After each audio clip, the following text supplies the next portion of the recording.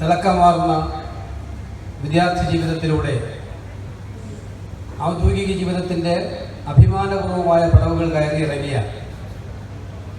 3 പ്രഗത്ഭരായിട്ടുള്ള വ്യക്തികളെയാണ് ഈ രാവിലത്തെ വിദ്യാർത്ഥികൾക്കുള്ള ഏറ്റവും ശക്തമായ മോട്ടിവേഷൻ ക്ലാസ്സിന് വേണ്ടി നമ്മൾ ഈ പ്രാവശ്യം കഴിഞ്ഞു. ഒന്നിവിടെ സൂചിപ്പിക്കുകയുണ്ടായി, നിങ്ങളെപ്പോൾ 12ാം ക്ലാസ്സിൽ പഠിച്ചവരുണ്ട്, 10ാം ക്ലാസ്സിൽ പഠിച്ചവരുണ്ട്. ആരാകണം ഞാൻ എന്നാഗ്രഹിക്കുമ്പോൾ മനസ്സിനകത്ത് പല സങ്കല്പങ്ങളും നിങ്ങൾക്കുണ്ടാകാം. പക്ഷേ ഒരു കലക്ടറാകണം എന്ന് ഞാൻ ആഗ്രഹിക്കുന്നവരുണ്ടെങ്കിൽ നിങ്ങൾക്കിതാവുന്ന മാതൃക. അതാണ് പത്തനംതിട്ടയിലെ കലക്ടർ ശ്രീ ഹരികിഷോർ എന്നുള്ള കാര്യം അഭിമാനത്തോടുകൂടി പറയാൻ ഈ സന്ദർഭം ആഗ്രഹിക്കുകയാണ് ഞാൻ. രണ്ടാമത് സംസാരിക്കുന്നത് ജോസ് ചാക്കോ സാറാണ്. ഡോക്ടർ ജോസ് ചാക്കോക്കിനെ ഞാൻ പറയേണ്ട കാര്യം, അദ്ദേഹത്തിന് ഓരോ മിനിറ്റിനും പോയി ജീവിതം രക്ഷപ്പെടുത്തിയ ഏറ്റവും ഒടുവിലത്തെ കേസും അദ്ദേഹത്തിൻ്റെതാണെന്ന് നമുക്കറിയാം. അതിലല്ല അദ്ദേഹം കാണിക്കുന്ന താല്പര്യം, ഒരു ജീവൻ രക്ഷിക്കാൻ കാണിക്കുന്ന താല്പര്യം നമ്മൾ ഏറ്റവും കൂടുതൽ അഭിമാനിക്കേണ്ടതാണ്. മറ്റൊന്ന് ഡോക്ടർ ശശികുമാറാണ്. അദ്ദേഹത്തെ അറിയുന്നവരാണ് മിക്കവാറും ആലപ്പുഴയിൽ. പല പ്രാവശ്യമായി അദ്ദേഹം ആലപ്പുഴയുടെ പല ഭാഗങ്ങളിലും ഇത്തരം ക്ലാസ്സുകൾ എടുക്കാൻ വന്നിട്ടുണ്ട്. നമുക്കറിയാം, ഇന്ത്യയിലെ തന്നെ ഏറ്റവും നല്ലൊരു ശാസ്ത്രജ്ഞൻ. അദ്ദേഹത്തിന് ഇല്ലാത്ത ബിരുദങ്ങളില്ല, എല്ലാ മേഖലയിലും അദ്ദേഹത്തിൻ്റെ പാഠ്യം. ഗണിതശാസ്ത്രത്തിൽ ബിരുദാനന്തര ബിരുദം, PhD, പിന്നെ വിവിധ വിഷയങ്ങളിൽ പോസ്റ്റ് ഗ്രാജുവേഷനും ഡോക്ടറേറ്റും. അദ്ദേഹത്തിന് ജ്യോതിഷം അറിയാം, ജ്യോതിശാസ്ത്രം അറിയാം, സാമ്പത്തിക ശാസ്ത്രം അറിയാം. അറിയാത്ത വിഷയങ്ങളൊന്നുമില്ലാത്ത ആളാണ്. എനിക്കിപ്പോഴും ഓർമ്മയുണ്ട്, പയ്യന്നൂർ കോളേജിൽ പ്രീ-ഡിഗ്രിക്ക് ഞങ്ങൾ ഒന്നിച്ചൊരു ബാച്ചിലായിരുന്നു. അന്ന് ഇത്തിരി കാര്യം പറഞ്ഞാൽ ശശിയേക്കാൾ കൂടുതൽ മാർക്ക് വാങ്ങിക്കുന്ന ആൾ ഞാനായിരുന്നു, പഠിക്കുന്ന ആൾ ഞാനായിരുന്നു. ശശി, ഞാൻ കുട്ടിയെന്ന് പറയാൻ കാരണം കുട്ടികൾക്കൊരു പ്രചോദനമാണ്. പിന്നീട് കണ്ടതിൽ വാശിയായിട്ട് നിൽക്കുന്നതാണ് കണ്ടത്. ഞങ്ങളെ എങ്ങനെയെങ്കിലും തോൽപ്പിക്കണമെന്നില്ല വാശി. ഞങ്ങളൊക്കെ കുറച്ച് പൊളിറ്റിക്സും സ്പോർട്സും ഒക്കെ ആയിട്ട് പോയപ്പോഴും പുസ്തകത്തെ സ്നേഹിച്ച്, പഠനത്തെ സ്നേഹിച്ച് ഞങ്ങളൊക്കെ എത്താൻ പറ്റാത്ത എത്രയോ പടവുകളിലേക്ക് വാശിയോടെ എത്താൻ കണ്ടു. അപ്പോൾ വിചാരിച്ചാൽ നടക്കാത്തതൊന്നുമില്ല എന്ന് എൻ്റെ മനസ്സിൽ കാണുന്ന ചിത്രങ്ങളിൽ ഒന്നാണ് ഡോക്ടർ ശശികുമാറിൻ്റെത് എന്നുള്ളത്. ഈ 3 പ്രഗത്ഭ വ്യക്തികളാണ് ആദ്യമായതിനോട് ഹരികിഷോർ സംസാരിക്കുന്നത്. വേദിയിലുള്ള Shri KC Venugopal MP, Shri Jose Chacko Periyappuram, Shri TP Sasikumar, ഇവിടെ എത്തിയിട്ടുള്ള പ്രിയപ്പെട്ട വിദ്യാർത്ഥിനികളെ, പ്രിയപ്പെട്ട രക്ഷകർത്താക്കളെ,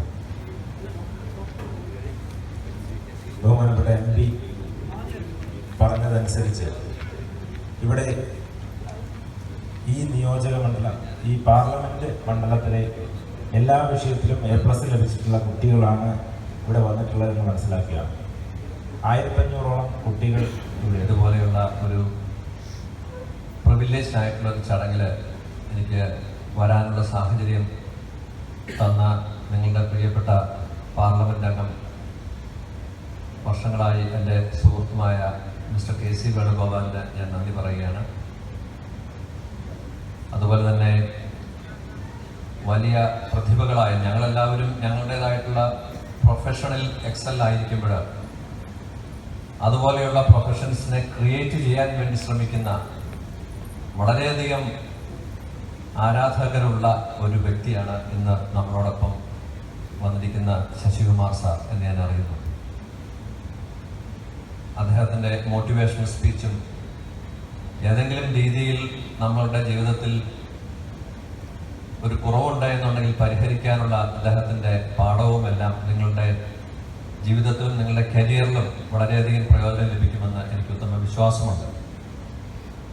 നിങ്ങൾ കേട്ട ഒരു മോട്ടിവേഷണൽ സ്പീച്ച് നമ്മളുടെ ബഹുമാനപ്പെട്ട ബെസ്റ്റ് കളക്ടറായിട്ട് തിരഞ്ഞെടുക്കപ്പെട്ട ഡോക്ടർ ഹരികിഷോറിൻ്റെ ഒരു ടോക്ക് നമ്മുടെ ജീവിതത്തിൽ, അല്ലെങ്കിൽ ഓരോ വ്യക്തികളും അവരുടെ ജീവിതത്തിൽ അനുഭവിച്ചിട്ടുള്ള ബുദ്ധിമുട്ടുകളിലൂടെ അവരെങ്ങനെ ഉയർച്ചയിലേക്ക് വന്നു എന്ന് and also served as a deputy director at Directorate General of Security, Cabinet Secretariat in New Delhi before taking a voluntary retirement in 2009. He holds a PhD in Mathematics and Fluid Mechanics, LLB, MBA, MS Psychotherapy and Counseling. ഇത് കൂടാതെ നിരവധി certificate കോഴ്സുകളും HR, soft skill, life skill, motivation തുടങ്ങി അനവധി മേഖലകളിൽ സ്പെഷ്യലൈസേഷനും സ്വായത്തമാക്കിയ doctor TP Sasikumar എന്ന മഹത് വ്യക്തിത്വത്തെ നിങ്ങൾക്ക് ക്ലാസ് എടുക്കുന്നതിനായി സാദരം ക്ഷണിക്കുന്നു.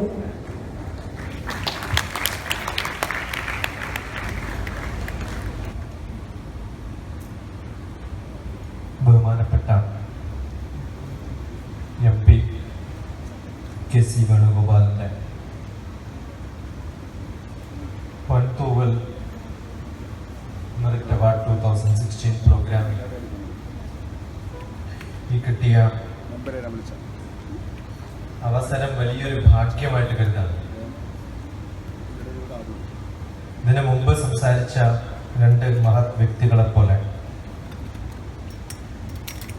അവരുടേതായ വഴികളിൽ വലിയ പ്രാഗൽഭ്യം നേടിയിട്ടുള്ള ഒരു പാരമ്പര്യമോ അനുഭവ സമ്പത്തോ പഠനത്തിൻ്റെ മെറിറ്റോ അല്ല എന്നെ ഇവിടെ എത്തിച്ചത്.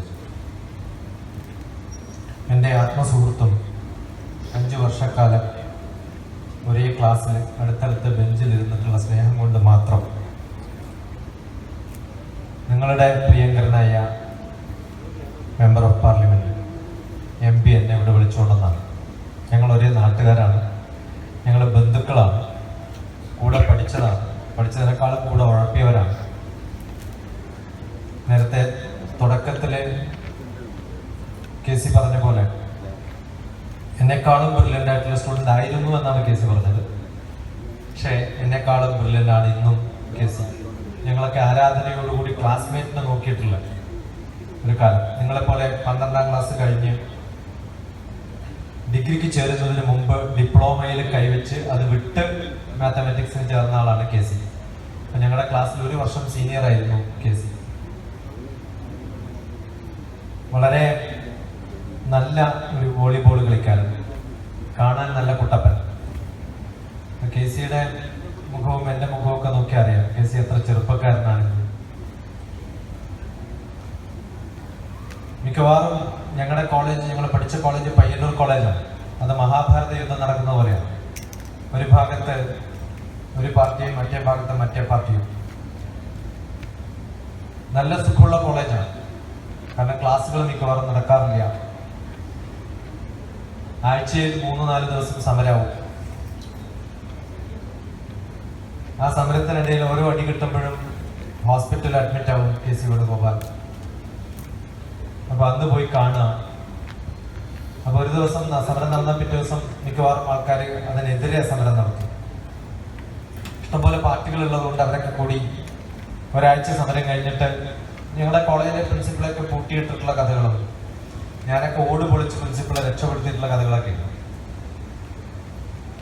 വളരെ രസകരമായ ഒരു ജീവിതം കൂടെ ഉണ്ടായിരുന്ന KCയാണ്. അദ്ദേഹത്തെ കണ്ണൂരിൽ നിന്നും ആലപ്പുഴ ഏറ്റെടുത്തതിൽ സന്തോഷിച്ച കുറേ സുഹൃത്തുക്കളിൽ ചില സുഹൃത്തുക്കളാണ്. ഞങ്ങൾ ചിലരൊക്കെ ഇവിടെ വന്ന് താമസിക്കാറുണ്ട് KCയുടെ കൂടെ. ആലപ്പുഴക്കാർ എത്രത്തോളം KCയെ സ്നേഹിക്കുന്നു എന്ന് നമുക്ക് നന്നായിട്ട് അറിയാം. 10-16 വർഷമായിട്ട് കുറേ കുട്ടികളെയും ടീച്ചേഴ്സിനെയും പാരൻസിനെയും ഒക്കെ കാണുകയും സംസാരിക്കുകയും ചെയ്യുന്ന എനിക്ക് എപ്പോഴാണ് ആലപ്പുഴയിലെ KCയുടെ പ്രോഗ്രാമിന് വരാൻ പറ്റുക എന്ന് ഞാൻ ഉറ്റുനോക്കിക്കൊണ്ടിരുന്നു. കാരണം ഈ ഭാഗത്തുള്ള ഏറ്റവും വലിയൊരു പ്രോഗ്രാമാണ്.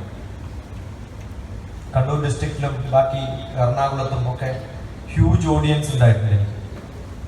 ഇപ്പോഴല്ല, 10-16 വർഷം മുമ്പ് തന്നെ 10-20,000 പേരുടെ പ്രോഗ്രാമുകളുടെ പ്രഭാഷണം നടത്താനൊക്കെ ഭാഗ്യം കിട്ടിയിട്ടുണ്ട്. ആലപ്പുഴയിൽ ചെറിയ ക്ലാസ്സുകളായിട്ട് പല പ്രാവശ്യം വന്നിട്ടുണ്ട്. അതൊക്കെ ഇനോഗ്രേറ്റ് ചെയ്യാനും ഒക്കെ ആയിട്ട് KC കൂടെ ഉണ്ടായിട്ടുണ്ട്. ഞങ്ങൾ കുറേ അക്കാഡമിക് ആയിട്ടുള്ള ആക്ടിവിറ്റികൾ ഡിസ്കസ് ചെയ്യുകയൊക്കെ ചെയ്തിട്ടുണ്ട്. ഏറ്റവും നല്ല ഒരു പദവിയിലേക്ക് ഒരാൾ എത്തുമ്പോൾ അവർക്ക് കൊടുക്കുന്ന ഒരു ടൈറ്റിലാണ് പൊൻതൂവൽ. കേരളത്തിലും പൊൻതൂവൽ അവാർഡ് കേരള ഗവൺമെന്റിന്റെ വക ഇവിടെയുള്ള സിനിമ ആക്ടേഴ്സിന് കൊടുക്കാറുണ്ട്, അല്ലെങ്കിൽ സിനിമയിലുള്ള പ്രഗത്ഭന്മാർക്ക് കൊടുക്കാറുണ്ട്. ഈ ഒരു പ്രോഗ്രാമിന് കൊടുത്തിട്ടുള്ള ഈ ഒരു പേര് തന്നെ പൊൻതൂവൽ എന്ന പേര് നമുക്ക് എത്ര പേർക്ക് അറിയുന്നറിയില്ല. KC വേണുഗോപാലൻ ഞങ്ങള് സ്ഥിരമായിട്ട് കാണുന്ന സമയത്ത് ഇപ്പോഴും എനിക്ക് തോന്നുന്നു സിനിമയിൽ ഇത്രയും താല്പര്യമുള്ളൊരു രാഷ്ട്രീയക്കാരനെ നിങ്ങൾ കാണില്ല. സിനിമയുടെ കാര്യങ്ങൾ ചോദിച്ചാൽ കൃത്യമായിട്ട് കാണും. പലപ്പോഴും MLA ആയിട്ടുള്ള കാലത്ത് തിരുവനന്തപുരത്ത് താമസിക്കുമ്പോൾ ഞങ്ങൾ കാണാൻ പോയ KCയെ ചിലപ്പോൾ സിനിമാ തിയേറ്ററിലാണെന്ന്. സ്ഥിരമായിട്ട് സിനിമ കാണുന്ന ഒരാളാണ്, നല്ലപോലെ പാട്ട് കേൾക്കുന്ന ഒരാളാണ്. മാത്തമാറ്റിക്സ് പഠിക്കുന്ന കാലത്ത് പലപ്പോഴും രാഷ്ട്രീയത്തിലുള്ള ആളായതുകൊണ്ട് മാത്തമാറ്റിക്സ് ക്ലാസ്സിലിരിക്കാൻ പറ്റാതെ ക്ലാസ് കട്ട് ചെയ്തിട്ട് BSc മാത്തമാറ്റിക്സ് പഠിച്ച് പൊളിറ്റിക്സിൽ ഉള്ള ആൾക്കാർ വളരെ കുറവായി. സീരിയസ് ആയിട്ട് ക്ലാസ്സിലിരിക്കേണ്ട സബ്ജക്റ്റാണ്. പക്ഷെ മിസ്സായ ക്ലാസ്സുകൾ ഒരു രാത്രി കൊണ്ട് എക്സാമിനേഷന്റെ തലയിൽ 2-3 ദിവസങ്ങൾ കൊണ്ട് പഠിച്ച ഫുൾ സിലബസ് പഠിച്ചു തീർക്കാൻ കഴിവുള്ള അതിപ്രഗത്ഭനായ ബുദ്ധിമാനായ ഒരാളാണ് നിങ്ങളുടെ MP. നിങ്ങൾക്ക് അഭിമാനിക്കാം. അതുകൊണ്ട് തന്നെ മെറിറ്റ് സ്കോളർഷിപ്പ് കൊടുക്കാൻ ഇത്തരം പ്രോഗ്രാമുകൾ തുടക്കം കുറിച്ച സമയത്ത് നമ്മൾ ആലോചിച്ച് നോക്കിയിട്ടുണ്ട്. കേരളത്തിൽ എത്ര പേര്, അല്ലെങ്കിൽ ഭാരതത്തിൽ എത്ര പേര് അനുമോദനങ്ങൾ ഇത്ര കൊടുക്കാൻ വേണ്ടിയിട്ടുള്ള ശ്രമം നടത്തിയിട്ടുണ്ട്. എനിക്ക് തോന്നുന്നില്ല പല MP മാരും ഇത് ചെയ്യുന്നുണ്ട്. ഇനി KC വേണുഗോപാലിൽ നിന്നും ഏറ്റുവാക്കുന്ന നിങ്ങളിലേക്ക് കുറെ ഇത്തരം പ്രോഗ്രാമുകളിൽ MLA മാരുടെയും അസോസിയേഷന്റെയും ക്ലബുകളുടെയും ഒക്കെ പ്രോഗ്രാമുകൾക്ക് പോകാൻ ഭാഗ്യം കിട്ടിയിട്ടുണ്ട്. എനിക്കറിയാം A+ കിട്ടി കഴിയുമ്പോഴത്തേക്കും, എല്ലാ വിഷയത്തിലൊക്കെ A+ കിട്ടുമ്പോഴത്തേക്കും കിട്ടിയ നമ്പർ ഓഫ് സബ്ജക്റ്റിനേക്കാളും കൂടുതൽ ട്രോഫികൾ വീട്ടിൽ ഇങ്ങനെ ഷോക്കേസിൽ വെക്കും. കാരണം വാർഡ് മെമ്പർ മുതൽ പഞ്ചായത്ത് ഓഫീസ് മുതൽ അവിടെയുള്ള ചെറിയ ചെറിയ ക്ലബ്ബ് മുതൽ സ്കൂൾസിലെ പ്രോഗ്രാം അടക്കം MP മാർ, എനിക്കറിയില്ല ഗവൺമെന്റ് കൂടി കൊടുക്കാൻ തുടങ്ങും. ഇനി ഇതിന് ഷെൽഫ് ഉണ്ടാക്കാൻ നിങ്ങൾ കുറെ കാശ് ചെലവാക്കേണ്ടി വരും. അത്രയും കൂടുതൽ അവാർഡുകൾ കിട്ടും. ഞാൻ പലപ്പോഴും പറഞ്ഞു പോവാറുള്ളത്, നിങ്ങൾക്കൊക്കെ മക്കൾ ഉണ്ടാവുമ്പോൾ നിങ്ങളുടെ മക്കൾക്ക് കാണിച്ചു കൊടുക്കാം പൊടി പിടിച്ചു കിടക്കുന്ന കുറേ ഇത്തരം അവാർഡുകളുടെ ഷെൽഫിനകത്ത് നോക്കിയിട്ട് അമ്മക്കിത് പണ്ട് കിട്ടിയതാ മക്കളെ, അല്ലെങ്കിൽ അച്ഛൻ ഇത് പണ്ട് കിട്ടിയതാ മക്കളെ എന്ന് പറഞ്ഞു കൊടുക്കാൻ പറ്റും. ചിലപ്പോൾ നിങ്ങളുടെ അച്ഛൻ നമുക്ക് അങ്ങനെ കാണിച്ചു തരാൻ ഭാഗ്യം ഉണ്ടായിട്ടുണ്ടാവില്ല, പക്ഷെ ആ ഭാഗ്യം നിങ്ങളിലുണ്ട്. പക്ഷെ എനിക്ക് നിങ്ങളോട് പറയാനുള്ളത്, ഇത് കാണിച്ചു കൊടുക്കേണ്ട ഒരവസ്ഥ നിങ്ങൾക്ക് വരരുത്. കാരണം ഇതിനേക്കാളും കൂടുതൽ വിലയുള്ള, ഇതിനേക്കാളും കൂടുതൽ പ്രശംസ ഏറ്റുവാങ്ങി ഇതിനൊരു വിലയുമില്ലാത്തൊരവസ്ഥയിലേക്ക് നിങ്ങൾ ഉയരട്ടെ എന്നാണ് എൻ്റെ പ്രാർത്ഥന. കാരണം 10ാം ക്ലാസ്സിലും 12ാം ക്ലാസ്സിലും ഏറ്റവും നല്ല മാർക്ക് മേടിച്ച് A+ കിട്ടുക എന്നുള്ളത് വലിയൊരു കാര്യമായി കരുതിയിരുന്ന ഒരു കാലമുണ്ടായിരുന്നു. പക്ഷെ ഇന്ന് ആലപ്പുഴയിലെ MP കീഴിലുള്ള ആ ജിയോഗ്രഫി ഏരിയയിൽ മാത്രമുള്ള സ്ഥലത്ത് 1000-ൽ പരം പേർക്ക് കിട്ടി എന്ന് പറയുമ്പോൾ, നേരത്തെ എൻ്റെ പ്രൊഫസറുടെ മകനായ, അങ്ങനെ പറയാൻ പറ്റുള്ളൂ, അദ്ദേഹം പറഞ്ഞതുപോലെ 5 ലക്ഷം പേര് എഴുതിയിട്ട് 70-ലേക്കാവുന്ന ഒരവസ്ഥയിലേക്ക് നിങ്ങൾ വളരുമ്പോഴും ഈ ചെറിയ ചെറിയ സമ്മാനങ്ങൾക്കൊക്കെ വിലയില്ലാതെ വലിയ സമ്മാനങ്ങൾ നിങ്ങളിൽ എത്താൻ സാധിക്കുന്ന ഒരു അവസ്ഥയിലേക്ക് നിങ്ങൾ വരാൻ സാധിക്കും എന്നുള്ളതാണ് ഈ ഒരു പ്രോഗ്രാമിൽ സ്പെഷ്യാലിറ്റി ചിലപ്പം എനിക്ക് തോന്നാറുണ്ട്. ഉച്ചയ്ക്ക് ശേഷം ഇത് ഏറ്റുവാങ്ങുകയും അതിപ്രഗത്ഭരായ കുറെ പേരെയൊക്കെ കാണുകയും അവരുടെ പ്രഭാഷണങ്ങൾ കേൾക്കുകയൊക്കെ ചെയ്യാൻ പോകുന്നവരാണ്. അതിനു മുമ്പുള്ള ഈ കുറച്ച് സമയം നിങ്ങൾ കേട്ടിട്ടുള്ള ഒരു ശസ്ത്രക്രിയയുടെ കൈപുണ്യമുള്ള, ഹൃദയ ശസ്ത്രക്രിയയുടെ കൈപുണ്യമുള്ള ഡോക്ടർ ജോസ്, അദ്ദേഹം പറഞ്ഞിട്ടുള്ള വാക്കുകൾ, അദ്ദേഹത്തിന്റെ അനുഭവത്തിലൂടെ പറഞ്ഞിട്ടുള്ള വാക്കുകൾ,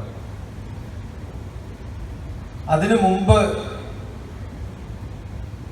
ഹരികിഷോട് പറഞ്ഞ സമയത്ത് ആദ്യം ചോദിച്ച ചോദ്യം എത്ര പേർക്ക് ഡോക്ടർ ആവണം എന്നുള്ളതാണ്. അന്നുണ്ടായ ആ തുടങ്ങിയ സമയത്തുള്ളതിനേക്കാളും കൂടുതൽ ഓഡിയൻസ് ഇവിടെ ഉണ്ട്. അതുകൊണ്ട് ഞാൻ തിരിച്ചു ചോദിക്കുകയാണ് ഒരു പ്രാവശ്യം കൂടി, നിങ്ങളിൽ എത്ര പേർക്ക് ഡോക്ടർ ആവണമെന്ന് ആഗ്രഹമുണ്ട്? ഒന്ന് കൈപൊക്കാൻ സാധിക്കും? കുറേ കൈകൾ ഇങ്ങനെ പല സ്ഥലത്തും കണ്ടിട്ടുള്ളതാണ്.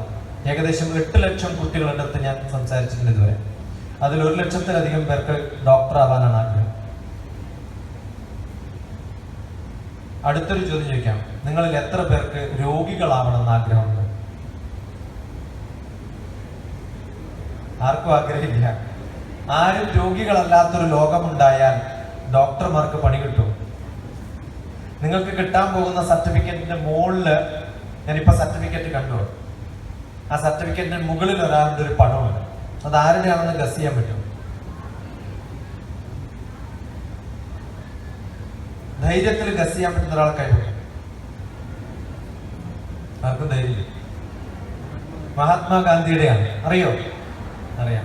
അദ്ദേഹം ആശിച്ചിരുന്നൊരു കഥയുണ്ട്, ഭാരതത്തിൽ ഹോസ്പിറ്റലുകൾ ഇല്ലാതിരിക്കണേ എന്നാണ്. ഞാൻ ഡോക്ടറോട് എൻ്റെ കാർഡ് കൊടുത്ത സമയത്ത് ഡോക്ടർ അദ്ദേഹത്ത് എന്നോട് പറഞ്ഞു, ഇപ്പൊ എനിക്കൊരു മിസ് കോൾ തരാം, സ്റ്റോർ ചെയ്ത് വെച്ചോളൂ. അപ്പൊ ഞാൻ പറഞ്ഞു, ഡോക്ടറെ നിങ്ങളെ കൊണ്ട് എനിക്കൊരു ഗുണമില്ലാണ്ടിരിക്കണേ എന്ന് പ്രാർത്ഥിക്കുന്ന ഒരാളാണ്. ഡോക്ടറെ കൊണ്ട് എനിക്കൊരു ഗുണവും ഇല്ലാതിരിക്കണേ. അതുപോലെ ഏതെങ്കിലും ഒരു പോലീസിനെ കണ്ട അയാള് നമ്പർ തരുമ്പോൾ ഞാൻ പറയും, നിങ്ങളെ കൊണ്ട് എനിക്കൊരു ഗുണമില്ല. അഡ്വക്കേറ്റ്സിനെ കാണുമ്പോഴും ഞാൻ പറയാറുണ്ട്, നിങ്ങളെ കൊണ്ട് എനിക്കൊരു ഗുണവും ഇല്ലാതിരിക്കട്ടെ എന്നാണ് എൻ്റെ പ്രാർത്ഥന. പൈസ കടം കൊടുക്കുന്ന ആൾക്കാരുണ്ടാവും, അവരിടയ്ക്ക് പറയും, സാറേ ഇടയ്ക്ക് കാണുന്നു, ആ ഗതി എനിക്ക് വരാതിരിക്കട്ടെ എന്നാണ് പ്രാർത്ഥിക്കാറ്. ലോകത്തിൽ ആകെ ഗുണമുള്ള ഒറ്റ വ്യക്തിയേ ഉള്ളൂ, ബാക്കിയുള്ളവരൊക്കെ നന്നാവണമെന്ന് പ്രാർത്ഥിക്കുന്നവര്. അവരാരാണെന്നറിയും? ബാക്കി ഏത് പ്രൊഫഷൻ നോക്കിയാലും അവരൊക്കെ ജീവിക്കുന്നത് ബാക്കിയുള്ളവരുടെ പ്രശ്നങ്ങളെ കൊണ്ടാണ്. ബാക്കിയുള്ളവർ നന്നായാൽ സുഖിക്കുന്ന ഒരാൾ മാത്രമേ ഉള്ളൂ, അത് കള്ളന്മാരാണ്. എല്ലാവർക്കും നല്ലത് വരണ്ടേ, കുറെ കാശുണ്ടാവണ്ടേ, അങ്ങനെ ആയാലേ അദ്ദേഹത്തിന് പണി കിട്ടും. ഞാൻ ഒരു ഹിമാലയൻ മെഡിറ്റേഷൻ മാസ്റ്ററാണ്. ഡോക്ടർ പറഞ്ഞത് സത്യമാണ്. ഞങ്ങൾ സംസാരിച്ചിരിക്കുമ്പോൾ സ്വകാര്യമായിട്ട് പറഞ്ഞിട്ടുള്ളൊരു കാര്യമാണ്. കഴിഞ്ഞ 30 വർഷമായിട്ട് 60 കിലോ ആണ്, 59 ആവാറില്ല, 61 ഉണ്ട്. അസുഖമായിട്ട് ഒരു ദിവസം പോലും കിടക്കേണ്ട അവസ്ഥ വന്നിട്ടുമില്ല. പല സ്ഥലങ്ങളിലാണ് എൻ്റെ ജീവിതവും യാത്രയും ഒക്കെയാണ് സ്ഥിരമായിട്ട്. അതിനൊറ്റ കാരണമാണ് മനസ്സ് സന്തോഷമുള്ളൊരവസ്ഥയാണ്. കാരണം കുറേ നല്ലവരെ കാണാം. ഇവിടെ തന്നെ എന്നെ കേട്ടിട്ടുള്ള, രാവിലെ വന്ന സമയത്ത് എന്നെ കണ്ടിട്ടുള്ള പാരൻസ്, എൻ്റെ മകൻ സാറിന്റെ സ്റ്റുഡൻ്റ് ആയിരുന്നു കേട്ടോ. രാവിലെ കായംകുളത്ത് നിന്ന് ഇവിടെ വരെ വന്നിട്ടുള്ള രേഷ്മ എന്നെ ക്ലാസ് കട്ട് ചെയ്തിട്ടാണ് വന്നിരിക്കുന്നത്, 10ാം ക്ലാസ് വരെ. ഇന്നലെ അമ്മ വിളിച്ചു ചോദിച്ചു, എവിടെയാണ് സാർ ആലപ്പുഴയിൽ വരുന്നത്? അങ്ങനെ കുറെ പേരുണ്ട്. സുമിത എൻ്റെ ഇവിടെ പണ്ട് LICക്ക് ക്ലാസ് എടുക്കാൻ ഇവിടെ വന്നിട്ട്, പകോട റിസോർട്ടിൽ ക്ലാസ് എടുക്കാൻ വന്ന സമയത്ത് LIC ഏജൻസി ക്ലാസ് എടുത്തിട്ടുണ്ട്. അപ്പൊ അന്ന് വന്ന സമയത്ത് പരിചയപ്പെട്ടുള്ളവർ ഇന്നും എന്നെ കാണാൻ പറ്റും. 8ഉം 10ഉം വർഷം. അതൊരു വലിയ ഭാഗ്യമാണ്, ഒരു ടീച്ചേഴ്സിന് കിട്ടുന്നൊരു ഭാഗ്യമാണ്. അതനുഭവിച്ചിട്ടുള്ള ഒരാളാണ്. അതുകൊണ്ട് മനസ്സും ശരീരവും ഒരേപോലെ കൊണ്ടുപോകാൻ സാധിക്കുന്ന, അതാണ് സാറ് പറഞ്ഞു തുടങ്ങിയത്. ഹൃദയ ശസ്ത്രക്രിയയുടെ ആളാണെങ്കിലും അവസാനം അദ്ദേഹം പറഞ്ഞ നല്ല മനുഷ്യനാവാൻ ശ്രമിക്കണം. നമ്മളൊക്കെ സോഷ്യൽ ബീയിങ് ആണ്, ബി സോഷ്യൽ. നമ്മളൊക്കെ ഹ്യൂമൻ ബീയിങ് ആണ്, B human. Being human is human being, being social is social being എന്ന് പറയാറുണ്ട്. അതാവാൻ ശ്രമിക്കുക എന്നതാണ് ജീവിതത്തിന്റെ ലക്ഷ്യം. അത് എത്രത്തോളം ആവാൻ സാധിക്കുമോ അത്രത്തോളം നമുക്ക് സന്തോഷം കിട്ടും. എത്രത്തോളം സന്തോഷം കിട്ടുമോ അത്രത്തോളം നമ്മുടെ ശാരീരികവും മാനസികവുമായ അവസ്ഥയിലേക്ക് നമുക്ക് മാറാൻ സാധിക്കുന്നതാണ്. അദ്ദേഹം ഹൃദയ ശസ്ത്രക്രിയ ചെയ്യുന്ന ഒരാളാണെന്ന് അറിയാം. എന്താ ഹൃദയത്തിന്റെ ഇംഗ്ലീഷ്? ഹാർട്ടാണ്. നിങ്ങൾക്ക് ഹാർട്ട് ഉണ്ടോ? A+ കിട്ടാൻ വേണ്ടി നിങ്ങൾ പഠിക്കുമ്പോൾ എവിടെയാണ് നിങ്ങളുടെ പഠനം അല്ലെങ്കിൽ പഠിച്ച വിഷയം സൂക്ഷിച്ചു വെച്ചിരിക്കുന്നത്? എവിടെയാണ്? തലയിലാണോ? ബുദ്ധിയിലാണോ? ആണോ? അല്ല, ഹൃദയത്തിലാണ്. നമ്മൾ പറയും ഹൃദയത്തിലാണ്, അല്ലെ? ആണോ അല്ലയോ? അപ്പൊ A+ കിട്ടിയ ആളുടെ ഹൃദയം മാറ്റി വേറൊരാൾക്ക് കൊടുത്തു കഴിഞ്ഞാൽ അയാൾക്ക് A+ ഈക്വലന്റ് ആയിട്ടുള്ള നോളജ് കിട്ടുമോ? നിങ്ങളുടെ അച്ഛനും അമ്മയൊക്കെ എവിടെയായിരിക്കണം?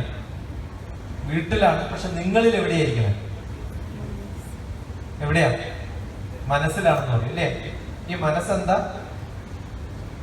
മനസ്സ് ട്രാൻസ്ലേറ്റ് ചെയ്താൽ നിങ്ങൾക്ക് എന്താ കിട്ടുക? ഹാർട്ടാ കിട്ടുക. ഹൃദയം ട്രാൻസ്ലേറ്റ് ചെയ്താൽ എന്താ കിട്ടുക? ഹാർട്ടാ കിട്ടുക. അപ്പൊ ഞാൻ ഡോക്ടറോട് ചോദിച്ചു, നിങ്ങൾ മനസ്സാണോ ട്രാൻസ്ഫർ ചെയ്ത് കൊടുക്കാതെ അല്ല ഹൃദയമാണോ? ഡോക്ടർക്കാരെ കൺഫ്യൂഷൻ. മലയാളത്തിൽ ഒരു വലിയൊരു കുഴപ്പമില്ല കേട്ടോ. നമ്മൾ മലയാളം ഇംഗ്ലീഷിലേക്ക് ട്രാൻസ്ലേറ്റ് ചെയ്ത് തിരിച്ച് മലയാളത്തിലേക്ക് എത്തി അവിടെ എത്തില്ല.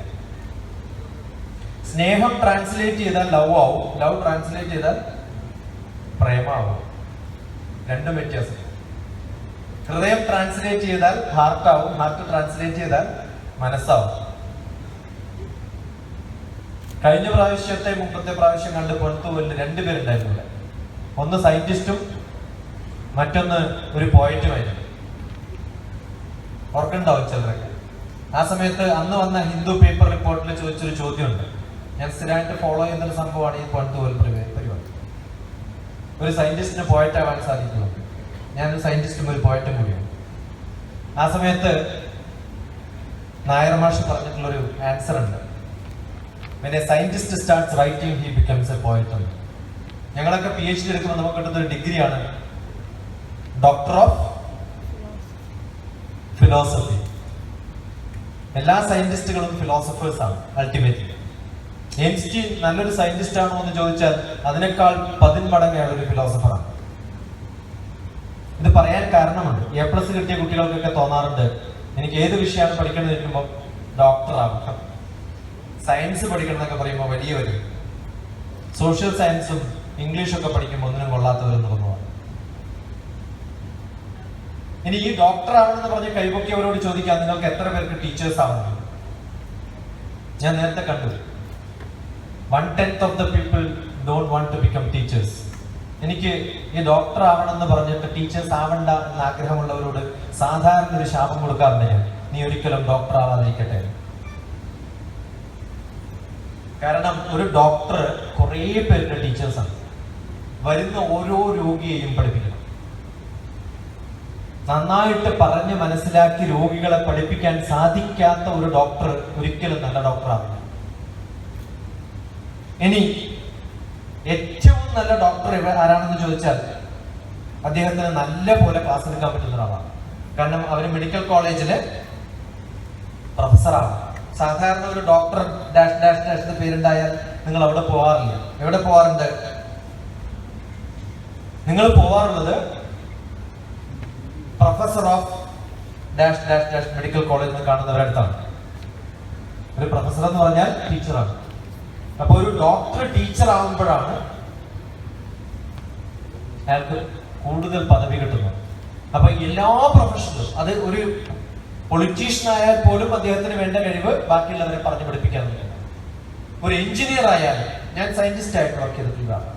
ഞങ്ങളുടെ ഓഫീസിൽ 30 പേര് ചേർന്നാൽ 30 പേരും ചേരുന്ന വർക്ക് കൺസോളിഡേറ്റ് ചെയ്തിട്ട് ഞങ്ങളുടെ ബോസ് വരുന്ന സമയത്ത് അല്ലെങ്കിൽ ചെയർമാൻ വരുന്ന സമയത്ത് ഒരു വിസിറ്റർ വരുന്ന സമയത്ത് അവർക്ക് പറഞ്ഞു കൊടുക്കണം. ആ പറഞ്ഞു കൊടുക്കാനുള്ള കഴിവുള്ളവരാണ് പ്രൊമോഷൻ കിട്ടിയിട്ട് സീനിയർ ആവുന്നത്. ചിലപ്പോൾ പറഞ്ഞു കൊടുക്കാൻ നല്ല കഴിവുള്ളവർ അവരുടെ സീനിയറെക്കാളും മുകളിലേക്ക് കയറിപ്പോകും. ഏറ്റവും കൂടുതൽ ഒരു വ്യക്തിക്ക് ആവശ്യം എന്താണെന്ന് ചോദിച്ചാൽ പഠിക്കാനുള്ള കഴിവ് മാത്രമല്ല, പഠിപ്പിക്കാനുള്ള കഴിവ് കൂടിയാണ്. Therefore, a best student is always a best teacher. A best teacher is always a best student. അത് എവിടെ നിന്ന് പറഞ്ഞു കൊടുക്കണം?